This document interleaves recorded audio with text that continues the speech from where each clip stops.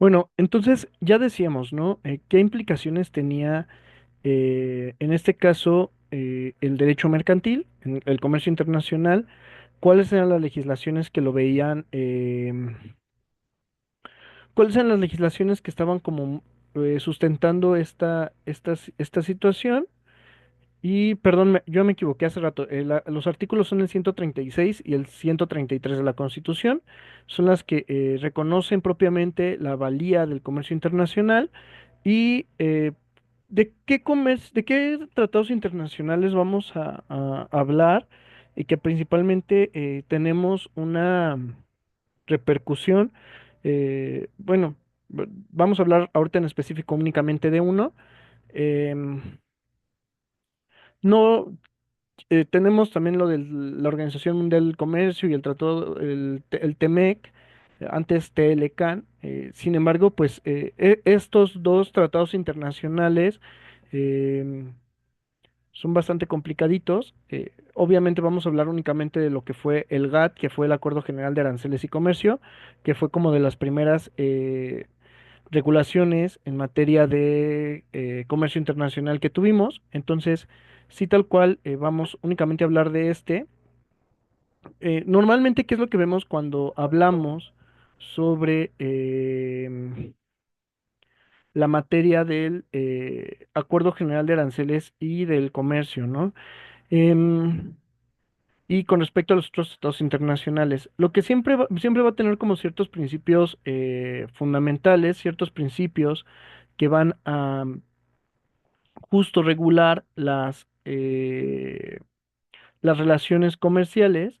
Esto es algo que siempre va a estar ahí presente, em, y que al final del día, estos mismos principios los van a estar siempre presentes, ¿no? Y que también algunos van a repetirse en otros tratados internacionales. Entonces vamos ahorita a hablar nada más de los principios que establecen en el GATT. ¿Qué implicaciones jurídicas pudieran tener en este intercambio de bienes y servicios y cómo podríamos comprenderlos? Em, qué tenemos que entender? Pues la participación de México en estos tratados internacionales nos ha beneficiado bastante, también ha beneficiado a ciertas naciones, en el sentido de que justo lo que se va transformando, va caminándose en el sentido de que precisamente nos eh, adentramos con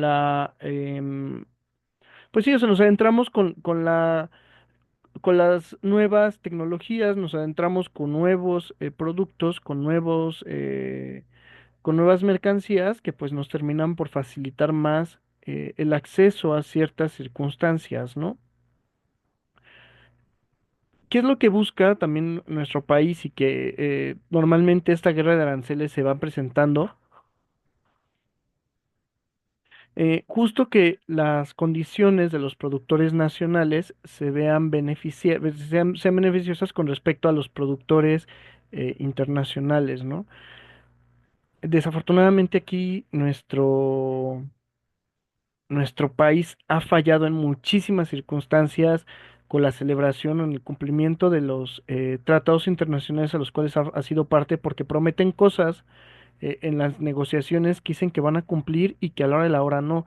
Ese es un gran problema que tenemos actualmente con respecto a a nuestros dos socios comerciales, con Estados Unidos y con Canadá, y que ha sido como problema también desde el Tratado de Libre Comercio, en el sentido de que no cumplimos con lo que decimos, ¿no?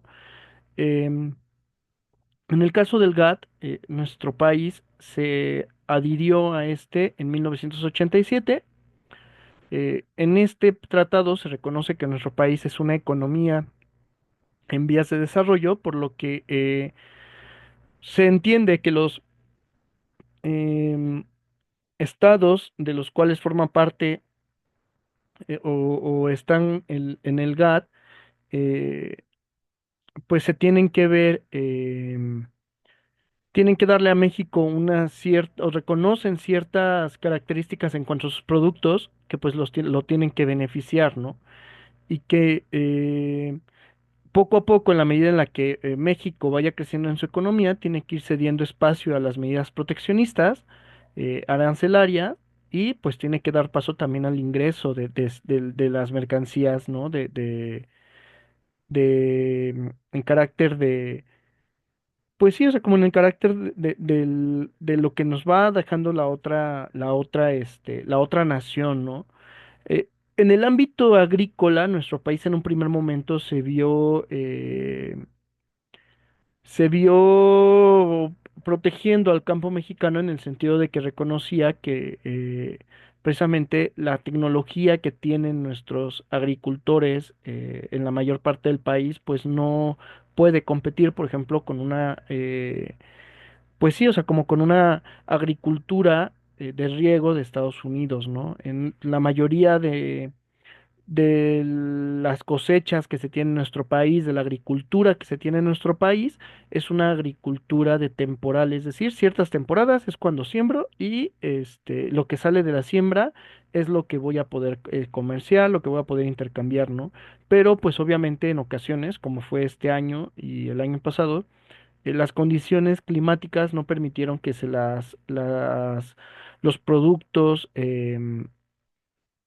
pues se vieran en abundancia, ¿no? Sino al contrario hubo escasez con esto de las sequías, con esto de que no llegaban las lluvias.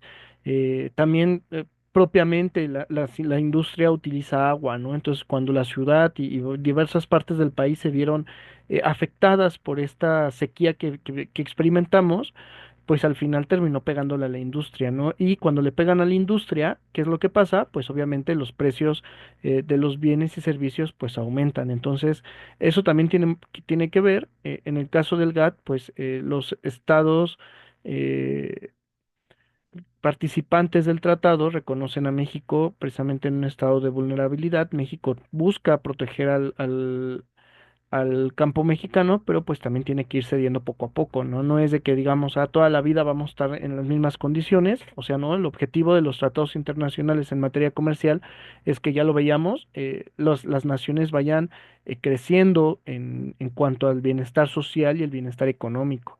Sin embargo, no siempre se ve materializado. Eh, ¿Qué más implicó, aparte del reconocimiento de la economía mexicana como una economía en vía de desarrollo? Pues también que México tiene que ir avanzando en sectores con respecto a a la regulación arancelaria, ¿no? En el caso, por ejemplo, del campo, pues ya lo decíamos, ¿no? Dijo que iba a ir cediendo poquito a poquito en las medidas para el ingreso a nuevos productos, pero eh, tienen que ser como precavido.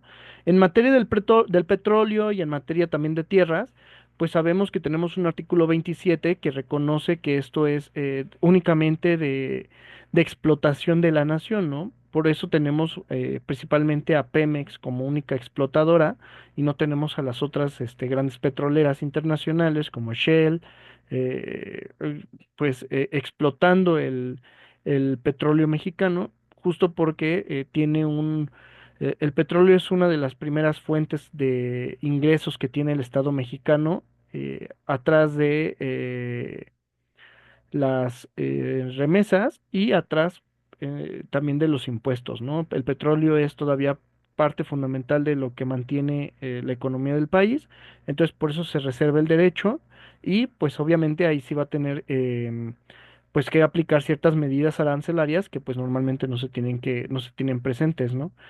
También que tenemos que darnos cuenta, con la llegada de los tratados internacionales, en este caso del GATT, el país se compromete precisamente a ir modificando el Plan Nacional de Desarrollo, que es lo que tiene que presentar el presidente cada 6 años, la forma en la que va a trabajar, cuánto estima que va a crecer el país en su periodo, cuáles van a ser los factores que van a ser prioritarios, cómo piensa desarrollarlo, que al final del día esto pues implica también muchas cuestiones de presupuesto y obviamente pues de la entrada y salida de las mercancías, ¿no? Entonces esto es algo que también nuestro país se vio obligado a firmar, en que pues al final también se tiene que ver reflejado para los socios comerciales, ¿no? ¿Cuáles son los principios que enmarcan a todo el GATT. La primera es, el primer principio es la cláusula de la nación más favorecida. Este principio que supone, supone que toda concesión tarifaria o privilegio mercantil que un país otorgue a otro miembro del acuerdo sobre productos o líneas de productos originarios se hace extensiva ipso facto al resto de la comunidad adscrita al GATT. Pensemos, igual voy a traer es que principalmente nuestro principal socio comercial es el que nos ha generado como más conflicto y nos ha puesto también a analizarlo, ¿no? El tema del maíz. Hace unos 3, 4 años, no se recordarán que hubo un tema de que se estaba buscando proteger al maíz originario y que teníamos que pelear frente al maíz que entraba por medio de la importación, ¿no? Que es en ese caso el de Estados Unidos, ¿no? Entonces, ¿qué es lo que pasa? ¿Sabes qué? A ver, México. Los dos producimos maíz, ¿no? De este maíz, ¿tú por qué me vas a cobrar una cierta tarifa cuando pues al final del día yo también te permito el que ingrese el maíz mexicano a mi territorio, ¿no? Si tú me pones una tarifa mayor de la que yo aplico cuando ingresa tu producto, pues ahí hay un trato desigual. Entonces, no, o sea, yo entiendo que el maíz sea parte importante, pero pues al final del día tienes que permitir que mis productos también tengan el mismo tratamiento que los que tú me exportas, ¿no? Entonces al final del día, esta cláusula lo que busca es que precisamente el beneficio sea para todos, ¿no? Se van a negociar precisamente qué productos sí, qué productos no, pero pues sí es súper importante el que se tenga conciencia de esto. La reciprocidad implica que cada concesión o beneficio que algún miembro logra en el esquema comercial del acuerdo debe ser compensado de alguna forma por el país beneficiario. En este caso es que nada es gratuito, todo es repartido entre los miembros de tal forma que no existen ni vencedores ni vencidos en el GATT, ¿no? ¿Esto qué implica? O sea, al final del día, si estamos asociándonos comercialmente, en materia internacional, lo que estamos buscando es que nos veamos beneficiados ambos, ¿no? No puedes tú salir con un mayor beneficio sin que yo también me vea beneficiado en algún otro sector.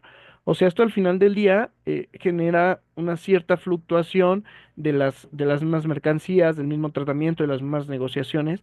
A lo mejor un país puede proteger cierta forma, cierto producto y que puede decir, ¿sabes qué? Es que si tú entras con estos productos le vas a dar la torre a mi economía, no está negociación, pero sí te permito ingresar con otros, ¿no? Que no tiene como tanto impacto, entonces al final del día esto implica la reciprocidad, el, el que la transacción o la negociación sea equitativa o equilibrada.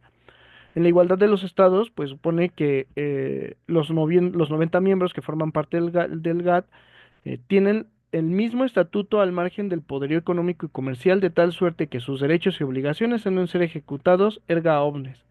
El GATT es un ente democrático, pues sigue la premisa de los votos. Justo, ¿no?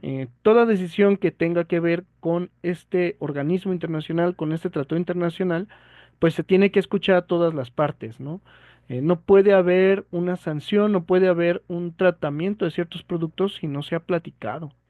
Entonces, eh, en este caso, pues son estos 90 miembros los que van a determinar cómo van a ir manejando sus relaciones comerciales, eh, qué, qué tipo de tratamiento van a tener sus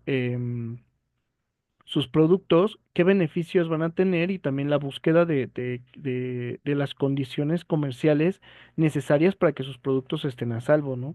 Y ahorita yo les decía que hay ciertas cosas que nuestro país no cumple en materia de comercio internacional.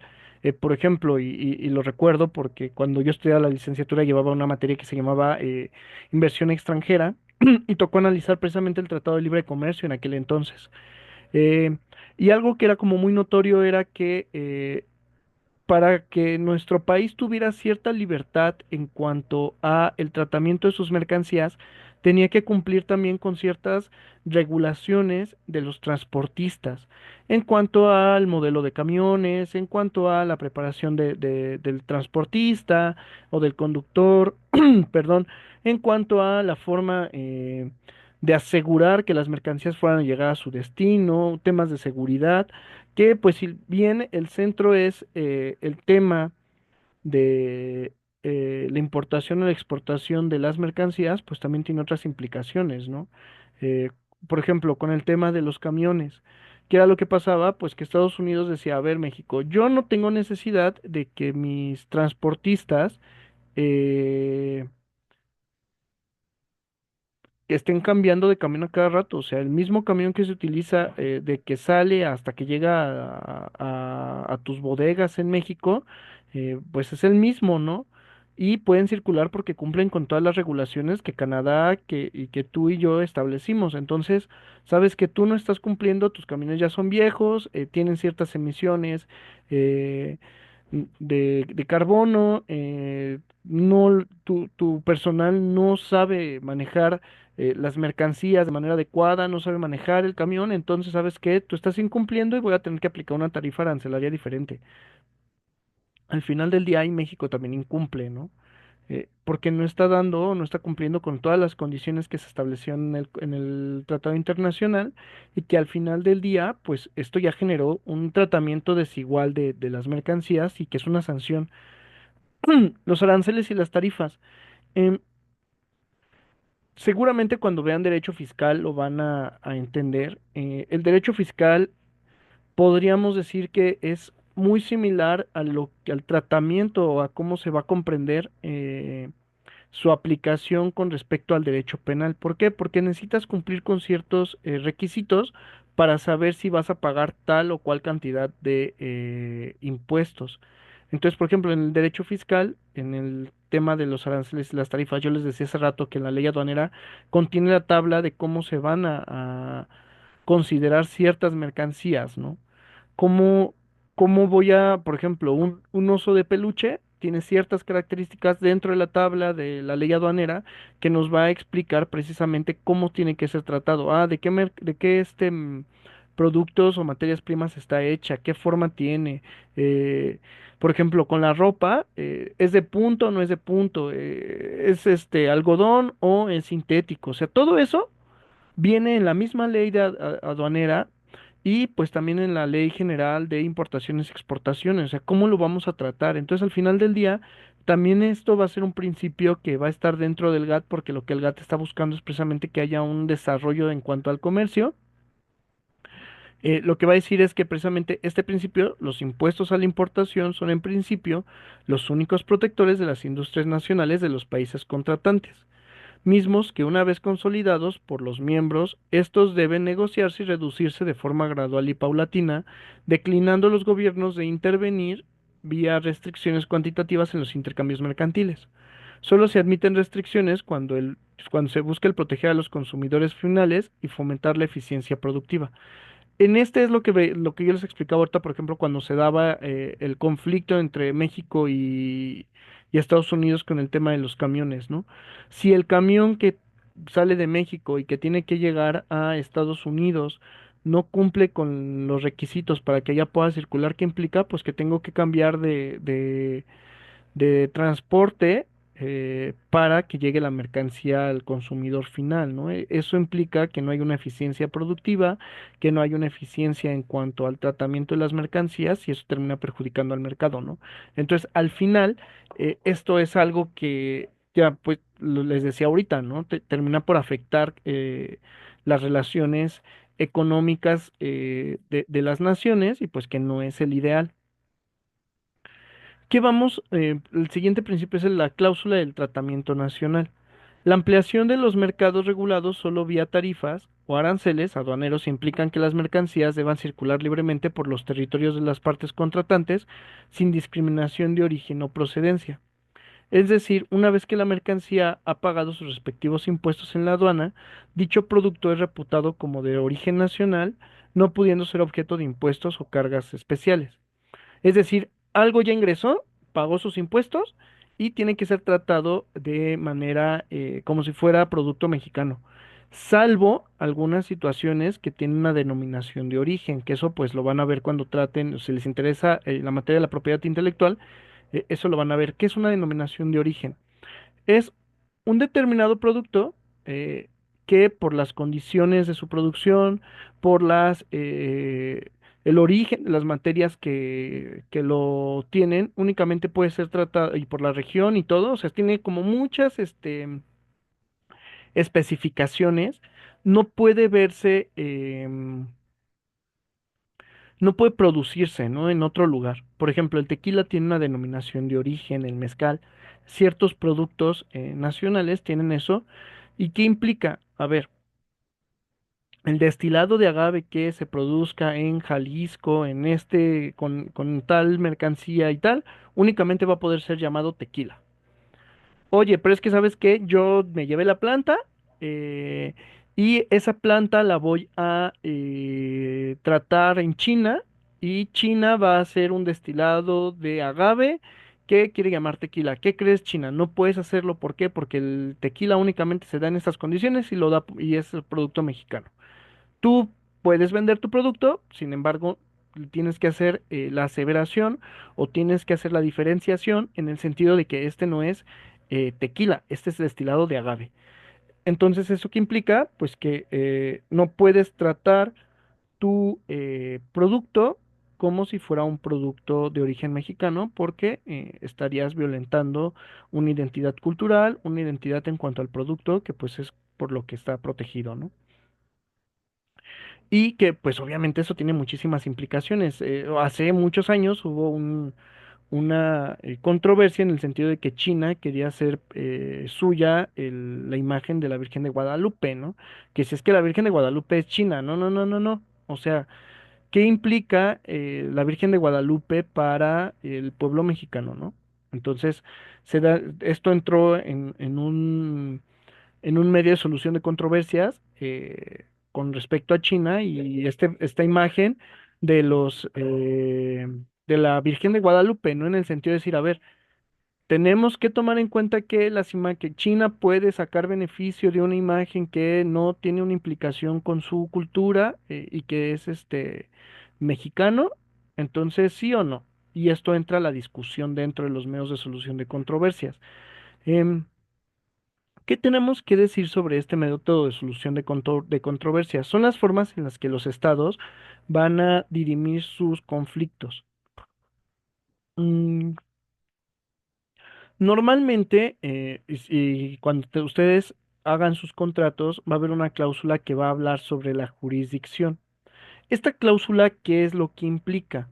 El saber o el reconocer cómo vamos a resolver los conflictos que tengamos entre nosotros ante el incumplimiento de un contrato o ante el incumplimiento de una cláusula.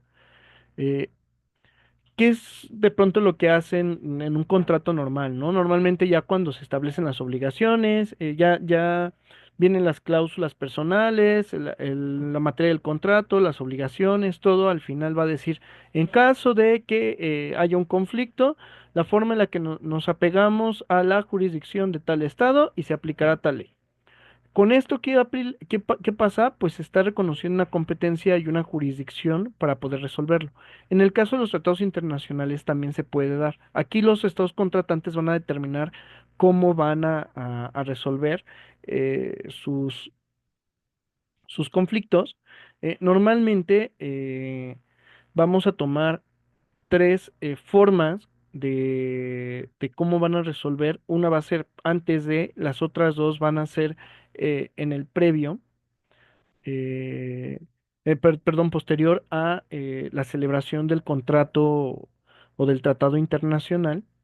Y en estas tres, ¿qué es lo primero que vamos a tener? Bueno, ¿qué es un método de solución de controversias? En la actualidad, en materia también local, en materia laboral siempre se ha dado, sin embargo, no se tenía como bien esquematizada, pero en las otras materias poco a poco se han ido dando. ¿Qué es un método, un mecanismo de solución de controversias? Estos mecanismos lo que buscan es evitar un litigio.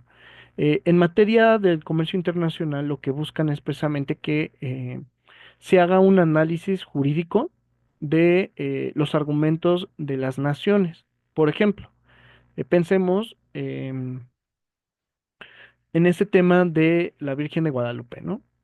Eh, supongamos que hay un tratado internacional con respecto a la explotación de ciertos productos o las imágenes de ciertas circunstancias culturales para los países, en este caso México y China son los contratantes. ¿Y qué va a pasar? Ah, ¿sabes qué? Vamos a entrar en conflicto por esta imagen, ¿no? ¿Qué es lo que vamos a hacer? Pues vamos a tener que determinar quién tiene la razón, sí o no.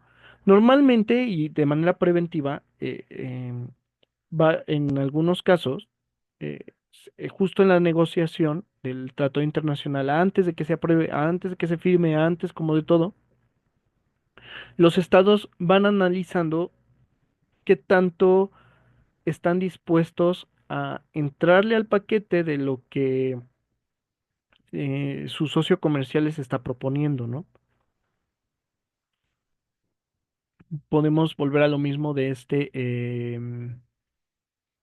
pues de esto que ya les mencionaba del conflicto que había con el Tratado de Libre Comercio y los transportistas, ¿no? A ver, Estados Unidos, México, yo quiero que cambies estos camiones porque es una seguridad para tu población, para la mía, para la de Canadá, somos muy rectos, nos apegamos a la ley, estamos nosotros precisamente por un tema de calidad supervisando y revisando que los transportistas le den mantenimiento a los camiones, cuando ya dejan de ser funcionales los retiramos del mercado, etcétera, etcétera, etcétera, ¿no?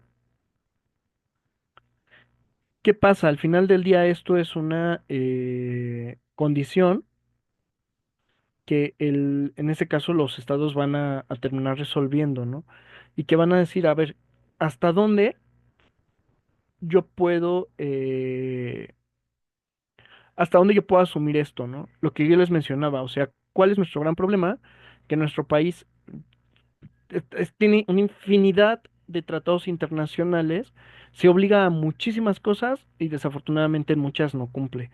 Eh, en esta de materia mercantil, pues ya, de materia comercial, pues ya les decía, ¿no? A ver, ¿qué onda con los transportes? Oye, México, tú me aseguraste que una condición para que celebráramos el contrato, el tratado internacional, es que ibas a tener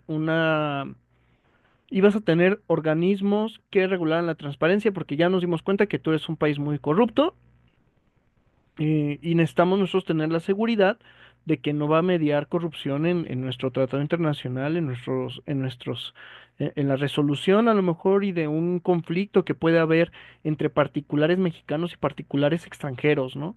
Yo quiero tener la certeza jurídica que no va a haber que no va a haber corrupción, ¿no?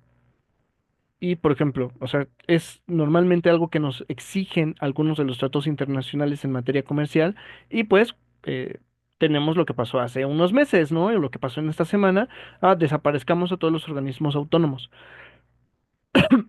Con estas reformas, ¿qué es lo que está pasando? Estamos violentando una obligación, estamos incumpliendo una obligación comercial que nosotros mismos aceptamos y que por el capricho eh, decimos, no, no, no, es en aras de la soberanía nacional. Sí, sí, sí, y yo estoy de acuerdo, cada país va a hacer lo que quiera cada gobierno va a hacer lo que quiera en su territorio. Sin embargo, también estamos obligados a ciertas cosas que cuando se negoció, que cuando se firmó, se ratificó y formó parte del sistema jurídico mexicano, pues está entrando, ¿no? Y México tiene ciertos beneficios que tiene que cumplir, ciertos beneficios y ciertas obligaciones. Y si no cumple, no va a poder ser acreedor a estos beneficios y que va a tener implicaciones muy, muy fuertes, ¿no? ¿Qué pasa? Ya se los decía, ¿no? Si nosotros incumplimos, obviamente estamos poniendo en riesgo la relación comercial. Las mercancías que nos lleguen al exterior van a tener conflicto en el sentido de que va a ser de, chin, pues es que no puedo cumplir con esto. ¿Sabes qué, México? No, no estás cumpliendo, va a tener que aplicar una medida arancelaria, porque pues habíamos quedado en algo y tú no has cumplido, o venías cumpliendo y ahorita ya no, y yo ya no tengo la seguridad y la certeza jurídica de que lo que esté realizando mi gobernado vaya a verse, con esas situaciones vaya a verse perjudicado, ¿no? Oye, México, tú habías dicho que para el traslado de las mercancías ibas a asegurar que no hubiera inseguridad, ibas a blindar tus carreteras, ibas a blindar tus puertos y pues resulta que tenemos al crimen organizado quemando camiones, ¿no? México, ¿qué onda? O sea, tú no me estás dando la certeza jurídica de que mis mercancías, sí, o sea, de que mis mercancías, de que mis cosas vayan a llegar con bien. O sea, México, estás incumpliendo, eh, no me puedo fiar de tu buena fe, entonces pues tengo que sancionarte con una medida arancelaria, ¿no? O sabes que México, me estoy dando cuenta que me estás mandando droga en la mercancía que estás exportando y que quieres que entre a mi país. México, te voy a tener que estar revisando en el tema de los productos y va a ser como más susceptible tus productos a una revisión para ver si no me estás pasando droga. O sea, al final del día, en las negociaciones es la forma en la que los países van a determinar hasta qué punto van a obligarse. Entonces, es bien importante esta parte, esta fase previa del mecanismo de la resolución de controversias, porque pues cada quien se va a obligar a lo que cada quien quiera. De la misma manera en la que se hace con los particulares. Entonces, no es posible, o sea, se tiene que tener como una conciencia en la negociación del curso político, del curso social, del curso eh, cultural que pues va a tener esta negociación y este trato internacional con un socio comercial. No se vale el decir, ya te lo firmo y después me echo para atrás. ¿Por qué? Porque al final del día eso pone en tela de juicio la credibilidad que va a tener nuestro país con el resto de la comunidad internacional.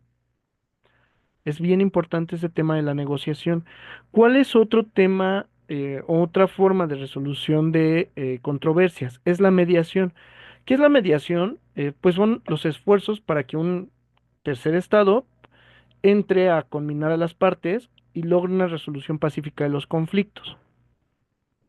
En esta forma en esta forma de solución de controversias, el mediador, que va a ser un tercer estado que no tiene absolutamente ningún interés, que no tiene nada que ver con los países, es llamado por las partes contratantes y le dicen, ¿sabes qué, España? Quiero que nos ayudes a Perú y a México a resolver esta situación. Y España escucha las dos partes y a partir del análisis jurídico, político, económico y de lo que vayan diciendo, pues España va a ir como mediando y va a ir orientando a las dos para que puedan resolver su conflicto, ¿no? Oye, España, es que quiero tal, tal, tal. ¿Sabes qué? Está muy bien, ahora qué es lo que quiere Perú. Ah, no, pues Perú quiere tal, tal, tal y tal y tal. Ah, ok, perfecto. ¿Qué vamos?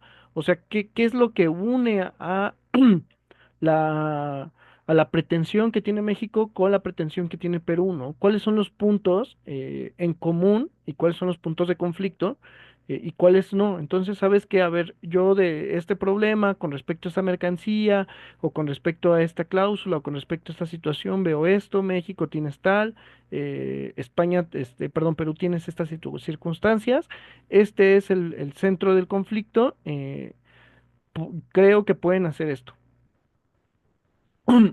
Y el mediador al final del día lo que hace es ir buscando una resolución y que las mismas partes sean las que puedan tener un ojo tercero que pueda y una voz tercera que pueda irlos orientando con respecto a la resolución del conflicto comercial que se está presentando, ¿no? México ha sido parte de muchísimas soluciones de controversias, ya sea parte o ya sea también como mediador, o sea, al final del día las partes que firman el contrato, quienes invocan esta forma de solución de controversias, son las que van a determinar eh, qué país quieren que intervenga. Mm. Y que pues al final lo que se busca es que las partes no rompan sus relaciones comerciales, no rompan sus relaciones diplomáticas, ¿no? Lo que se busca es que precisamente las partes puedan decir, ah, vamos caminando juntos, ¿no? Vamos viendo esto, voy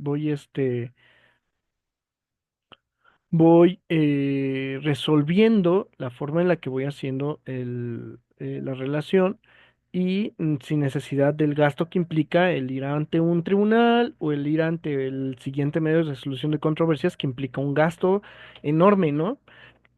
Por ejemplo, un arbitraje comercial.